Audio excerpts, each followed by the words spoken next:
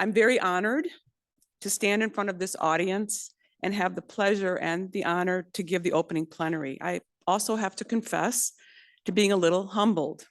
In 2006, while still in my former position as the director of the German language program, I took on the role of an assessment specialist in the then study for the Center for the Study of Language here at the University of Chicago. Now, of course, I know I am not, in fact, an assessment specialist, nor was I one back in 2006.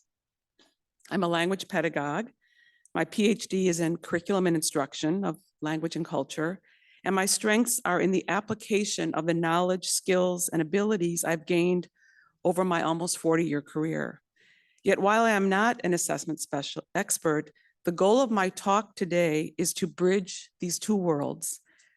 I would even say our two worlds, the worlds of language teaching and language testing.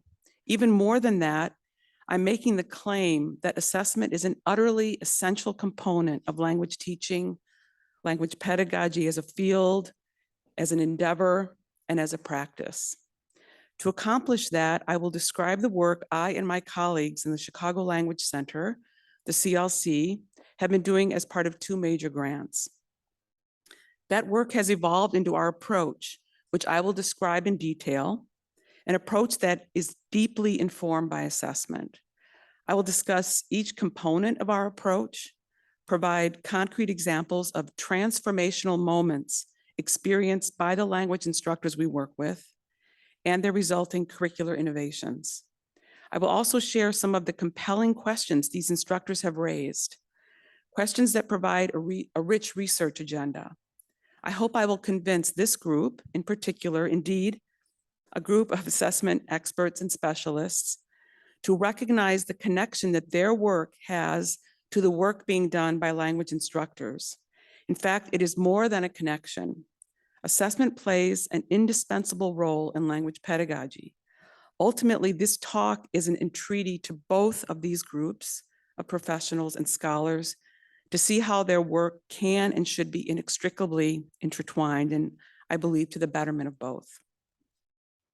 In 2013, I accepted the position as the director of the renamed Chicago Language Center.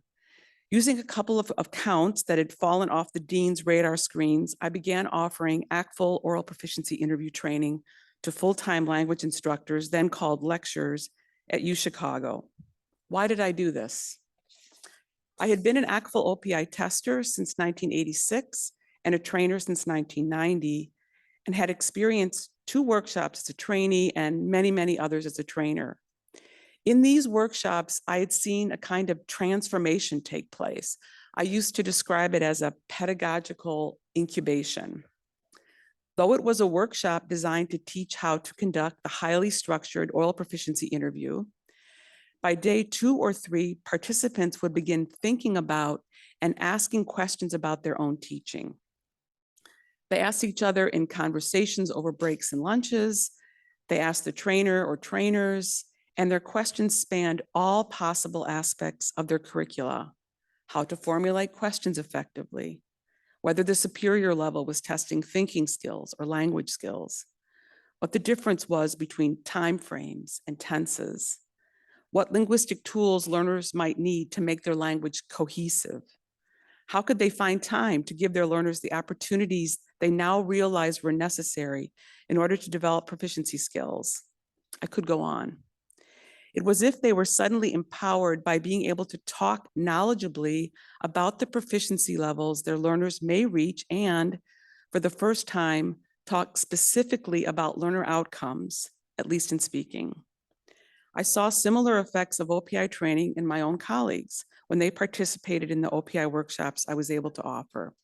Perceptive questions about how proficiency could be applied or not to their language, and the beginning of what I would learn was a community of practice. Some of the most interesting questions about the application of proficiency were coming from my colleagues teaching less commonly taught languages. At that time, until the present, as Jason mentioned, the University of Chicago teaches over 50 languages each year. One of my challenges as the director of the CLC was learning where all the languages lived and which belonged to the same departments and programs. In getting to know both the languages and the individuals teaching them, I also learned about the particular challenges facing my LICTL colleagues. Being the only person on one's campus teaching the language, outdated or non-existent textbooks and materials, the constant battle for enrollments, meeting the needs of graduate and undergraduate students, or of heritage and traditional learners, or sometimes all at the same time in the same class. So when the Mellon Foundation approached the Humanities Division at the University of Chicago in 2015 about a possible project focused on less commonly taught languages, I had a very good idea of how I would design it. In March 2016, we received funding from Mellon for a project entitled Transforming Language Instruction at the University of Chicago and Beyond, Collaborative Curricula and Professional Development. Okay, I have to say a word about that title.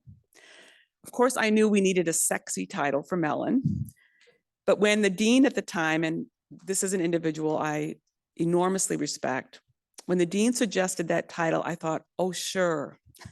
An Ivy League institution where, like many of its peers, when one is asked why something is done in a certain way, you hear the mantra, we've always done it that way.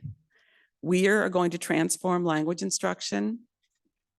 We did, after all, but the proposal promised that we would catalyze the creation of collaborative multi-institutional language programs with partner institutions by supporting 1, in-depth training for collaborating instructors in proficiency assessment standards, curriculum design, and course sharing tools. 2, the development and delivery of shared collaborative curricula. And 3, assessments that evaluate the effectiveness of these new pedagogical models. Note the order of those elements, with assessment following curriculum. Although I did write at the time that assessment would be the beating heart of the project. I was asked to take that out, but I left it in, and I was right. In short, we hope to establish collaborative partners, pairs of instructors on different campuses who would work together, establish end-of-sequence proficiency outcomes, and make curricular adjustments, including tests, to reach their goals, and ultimately share their students. All of the prospective partners would begin by participating in ACTFL OPI training. Aside from raising all of the all the kinds of questions mentioned above, another almost immediate effect of OPI training was a demand to know how to begin reworking their curricula toward proficiency outcomes. So we next offered winter workshops to meet those very explicitly expressed needs. However, and informed by the evaluation of both the OPI and the winter workshops, we made a new determination.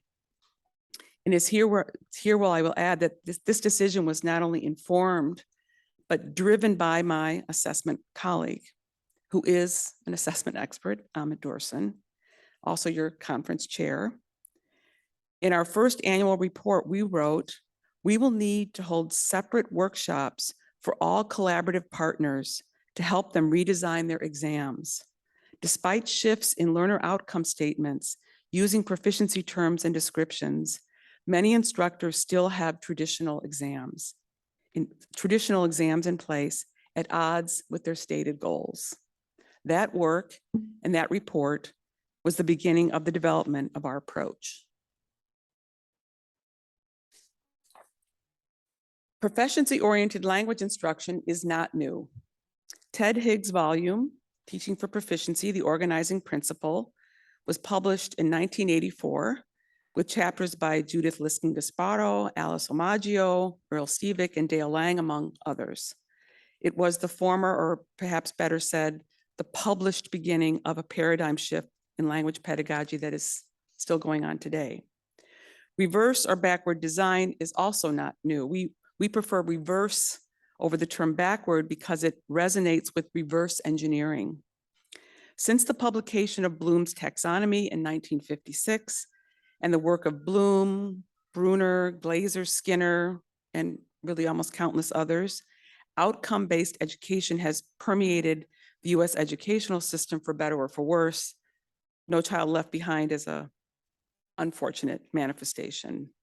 But I quote Wiggins' comments in a footnote in a discussion of Glazer's work that, alas, too much outcome-based education and mastery learning has been built around easy to measure instead of difficult but essential to measure outcomes. And this resonates with what Jason was mentioning. No, neither proficiency-oriented instruction nor reverse design are new, nor is the evaluation or testing of their implementation. What is distinct about our approach is the position and role of assessment. Instead of designing assessment while one is teaching or when one has completed instruction, instead of leaving the timing of assessment design up to an instructor, our approach situates assessment design as a driver of instruction that is just as essential as the identified outcomes assessments are measuring. So this is our visual depiction of our approach. It's reverse designed, beginning at the end with the target language use domain, the place where learners will use language. Reversing to the construct, definition of the construct. We use ACTFL guidelines with most of our colleagues teaching modern languages to define those, to operationalization or test design. And finally, when all of that is in place, we turn to curriculum.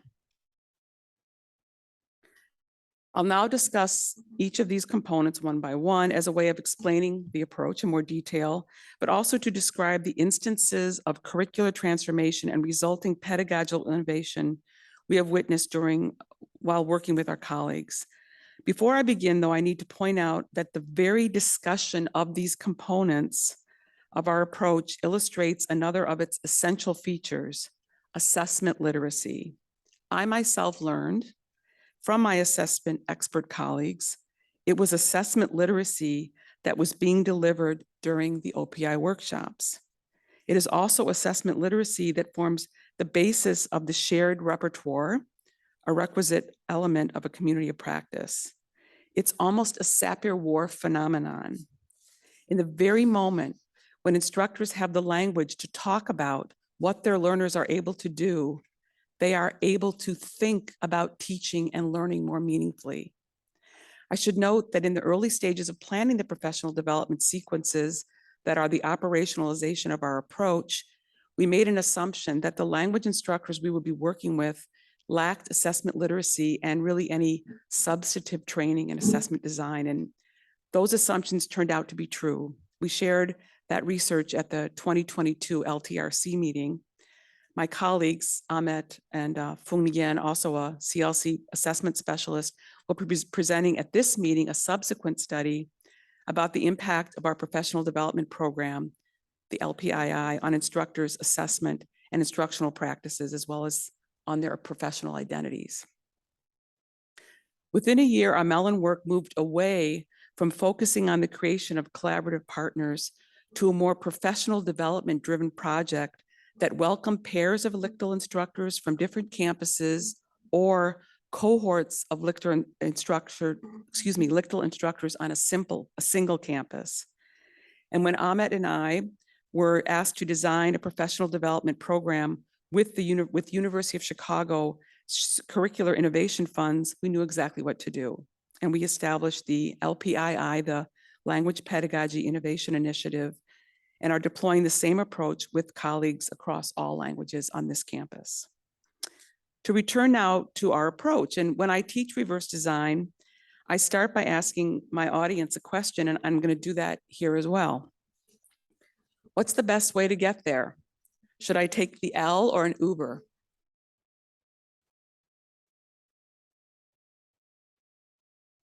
Why can't you answer my question? You don't know where I'm going.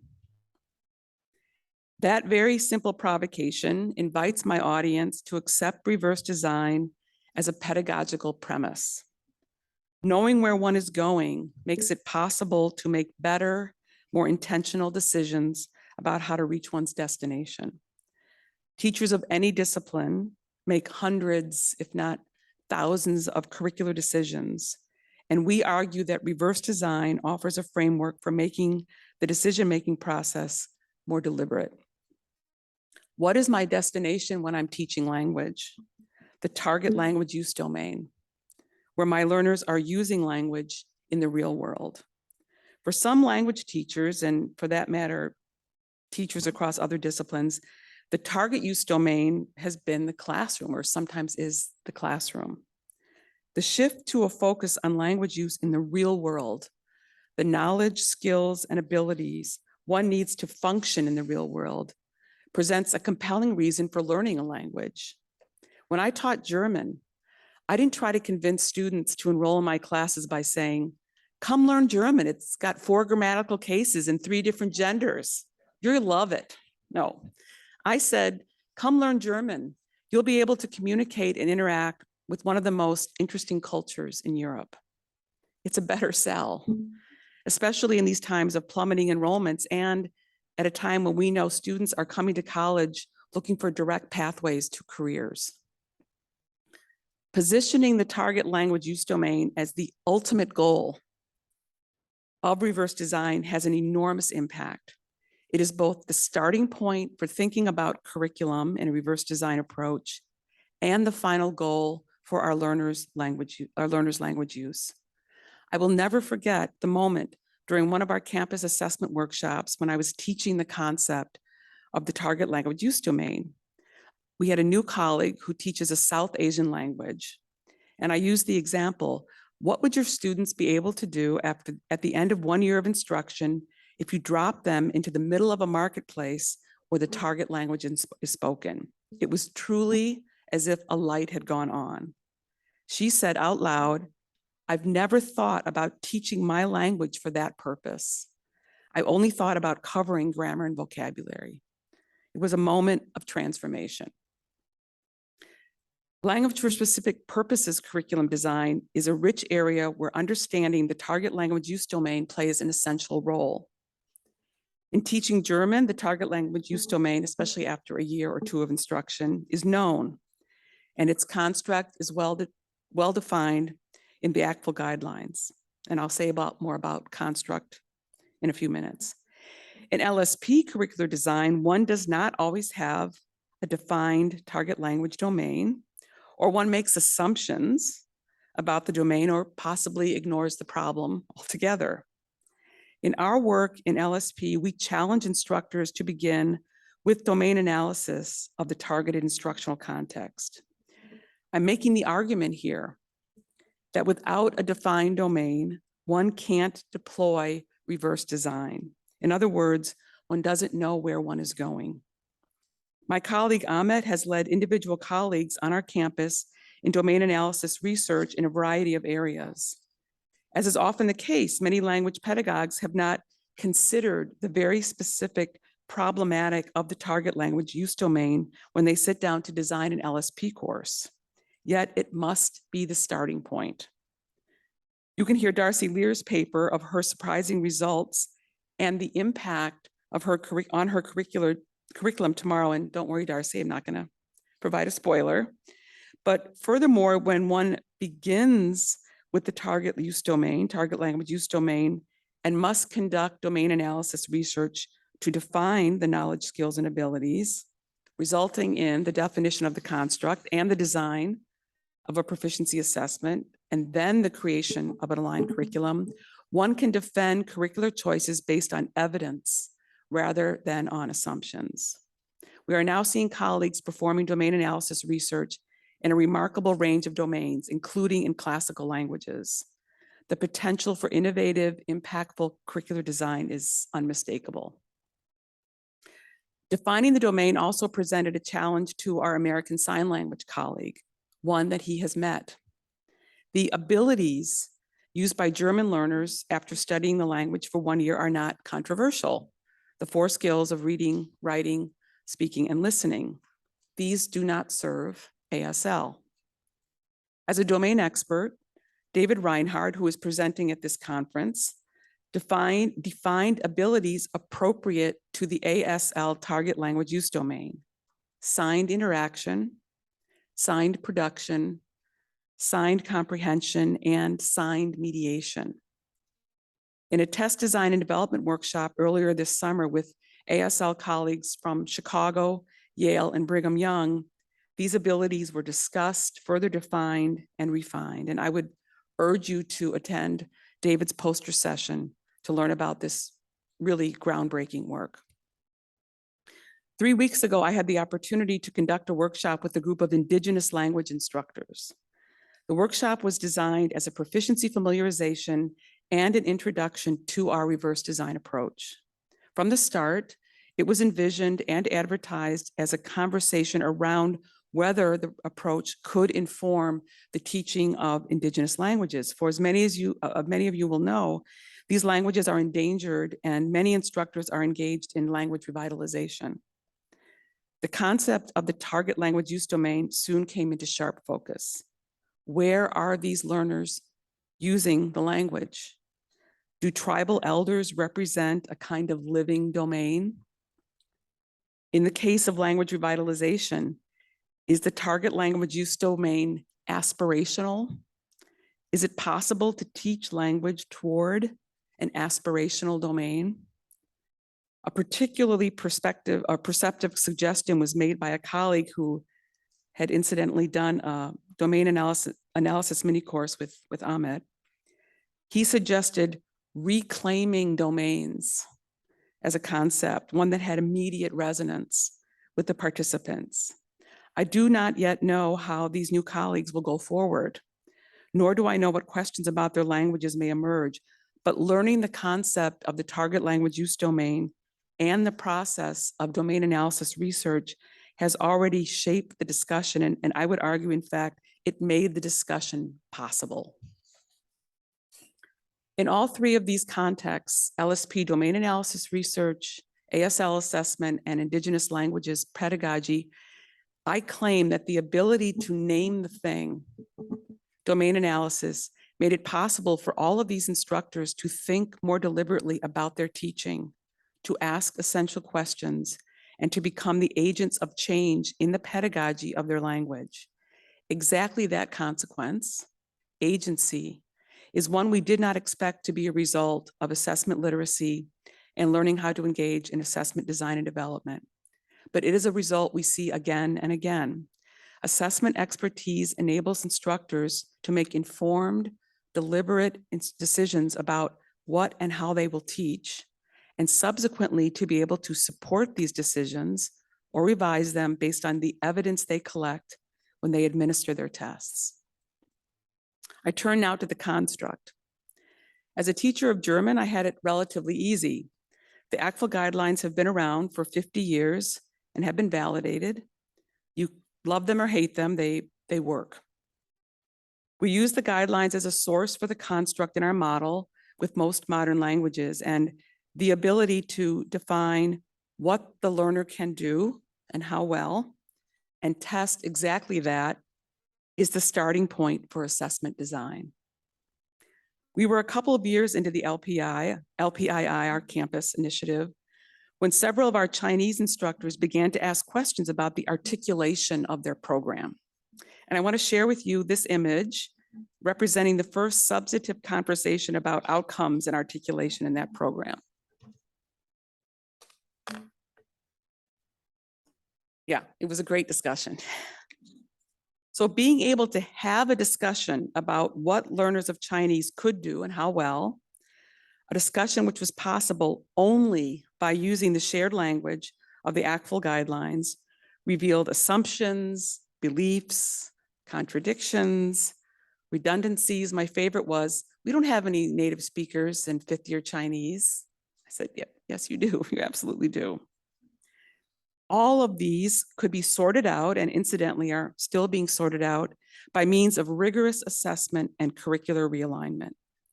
As we were having what was a very spirited discussion, I reassured my Chinese colleagues that they were doing something many multi-section, multi-instructor language programs never do.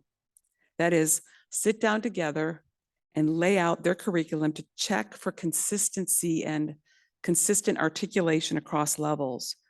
Furthermore, and as the work of the Chinese program has continued, evidence from their end of sequence proficiency tests has further informed the program's articulation.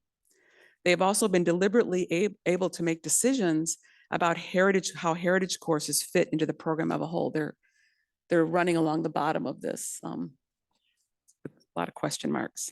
Indeed, grappling with the issues around heritage learners is another area where the ability to define the construct rather precisely, even if it is subsequently modified based on end of sequence test results, the ability to define the construct makes it possible to design heritage curricula that not only meet the needs of those learners, but propel and sometimes catapult them to higher proficiency levels. And here I'm going to use the example of our Korean program.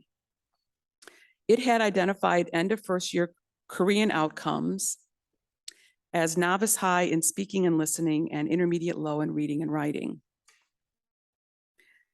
So from the language testing side, knowing that all students complete the first year with those levels makes it possible to identify end of second year outcomes that are rational and achievable.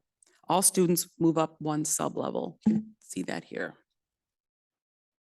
From the language teaching side, knowing both where the learners are at the end of the first year and what the targets are for the end of second year is tremendously useful in designing instruction. One begins knowing that in speaking, for example, the learners are at the sentence level, but not sustaining those skills. So the second year can focus on bringing all learners to intermediate mid, helping them develop the ability to produce strings of simple sentences in both writing and speaking. When the Korean program wanted to design a course specifically for heritage learners, the conversation about course design began with their end of first year construct. We knew, that Korean heritage learners don't belong in 101, but they don't belong in 201 either. We knew that heritage learners often lack writing and reading skills, literacy skills. So if we know that at the end of the first year, we want all learners to be at intermediate low in writing and reading, we ask then the next question, what did the learners come with? So if heritage speakers of Korean come to us with novice mid or novice high writing and reading skills, then we know how to design a literacy focused course. It must be designed to bring them to the intermediate low level in those skills in order for them to enter the second year sequence and complete it successfully. When one knows where the learners are when they enter, one can deliberately plan instruction, in this case, literacy focused instruction. We now have instructors in multiple languages designing literacy focused heritage courses, Arabic, Spanish, Chinese, and Korean, and they're able to do that effectively because they have a defined and tested construct to work from. These innovative courses are taught remotely because their focus on literacy skills means that a large component of the coursework can happen asynchronously. And perhaps even more importantly, they are designed specifically to meet the needs of the students, characterized in one report as the greatest wasted language learning resource in the United States. One final example of how the definition of the construct enabled an enormous transformation is in our Arabic program.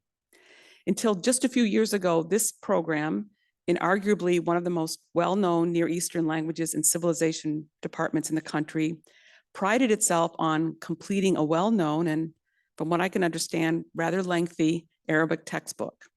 Like many language instructors across many languages or language programs, the textbook had become the de facto curriculum. It's not uncommon. Many graduate students have had the experience when they begin teaching. Here's the book. See you in December. We had already been collaborating with the Arabic program for 2 or 3 years, and they had just decided, based on their proficiency test results, to change the end of second year construct from intermediate high to intermediate mid. They had pitched it a little too high. The director of the program had simultaneously been struggling with how to fit in all the material in the second year book, and had also described students who needed extra tutoring and countless office hours, and were then still not strong enough to progress successfully to the next year of instruction. Adjusting the construct to intermediate mid would solve a lot of those problems, but suddenly another light went on. The language program director realized and said, then I don't need to teach everything in the textbook. I only need to teach the material that's going to serve the purpose of bringing my learners to intermediate mid. At that moment, the textbook ceased being the curriculum and instead became a tool or a resource to help reach the intended outcomes. Without the ability to define the initial construct, intermediate high, to test it and see the results and the shortcomings, and to make the decision to adjust the level, without the ability to do all of that, all of which rested on assessment knowledge and practices, I do not think the transformative shift away from the textbook would have been possible. And when our colleague ultimately went to her department to suggest changing the textbook, a decision that was something just sort of heresy, as far as we can tell, she did so with agency. She did so with an argument based on facts, data, evidence, and sound pedagogical principles grounded in assessment. I now want to turn to my favorite component of our approach, which is operationalization. Perhaps it is my own strengths as a practitioner that makes operationalization so appealing. For it is here that the more conceptual components of the target language use domain and construct become concrete test tasks. In many of our professional development workshops, it is at this point, or the point of operationalization, we find ourselves pushing our colleagues a little bit harder into a new paradigm. And before I turn to an example, I would say myself that only in the past 5 or 6 years, despite many, many years working in language teaching, in working closely with assessment expert colleagues here, that I myself have come to appreciate and deeply understand how powerful the moment of operationalization is. For it is here that we, for better or for worse, define the skill we are testing for our learners. So let's think about testing intermediate low speaking for that German class I've mentioned. So I'll just walk through our approach. My target language use domain for learners of 1 year of college German is being able to function as a tourist and possibly in a summer class somewhere in the German speaking world. My construct is based on ACTFL intermediate low level descriptors, the ability to create with language, to carry on conversations by asking and answering questions in familiar contexts, using personal everyday content, accurate enough to be understood by a person who's used to interacting with non-native speakers. Now I want to operationalize this. So let's say I create a list of 8 or 9 questions at the intermediate level, questions that will elicit the intermediate responses I want to test. I also create 3 or 4 typical role plays, transactions these learners would could expect to encounter in the domain, the hotel, the train station, the drugstore. I give the list of questions and role plays to my learners and tell them to be ready to respond to 2 or 3 of the questions and 1 of the role plays. I have just defined speaking proficiency for my learners. But how? Being ready to carry on a conversation when you know the questions in advance?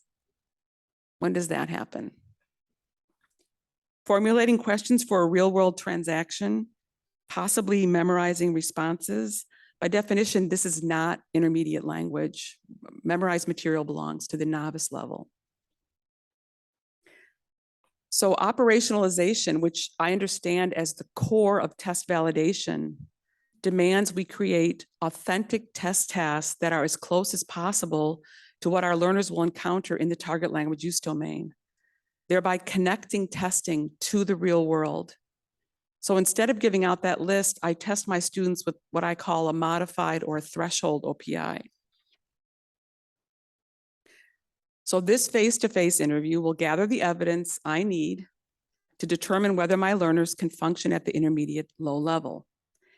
It is designed as a face-to-face conversation, just as they might experience in the target language use domain, along with a role play to elicit the ability to ask questions and get through a transaction.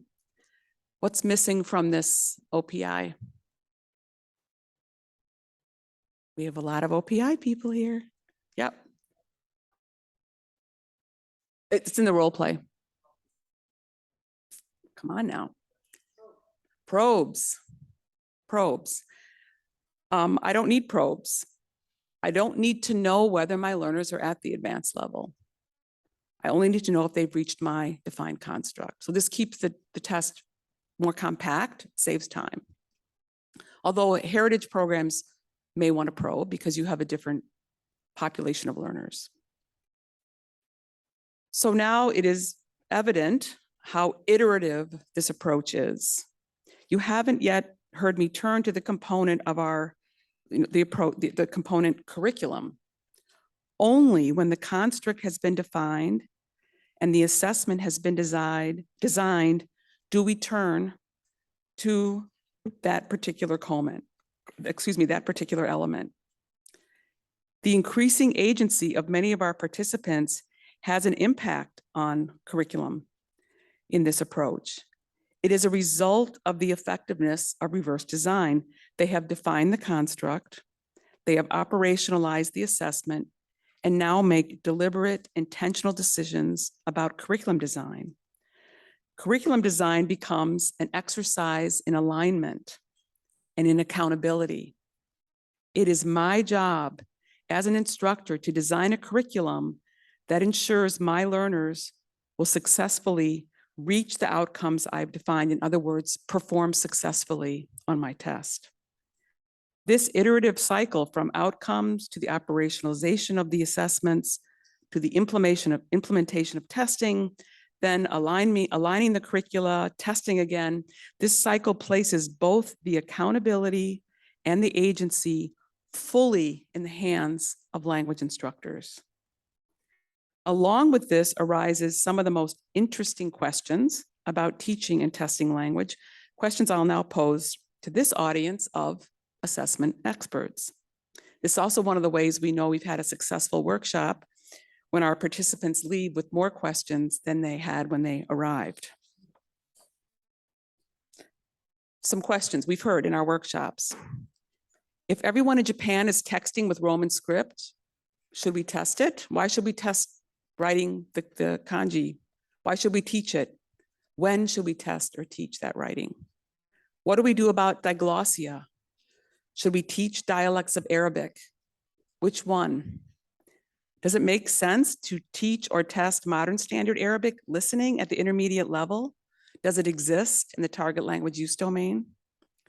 What is a standard language? I'm thinking of both English and Spanish here. Which standard? There isn't much Hmong language, for example, written at the intermediate level. It's a recently written down language. How do I test it? Should I test it?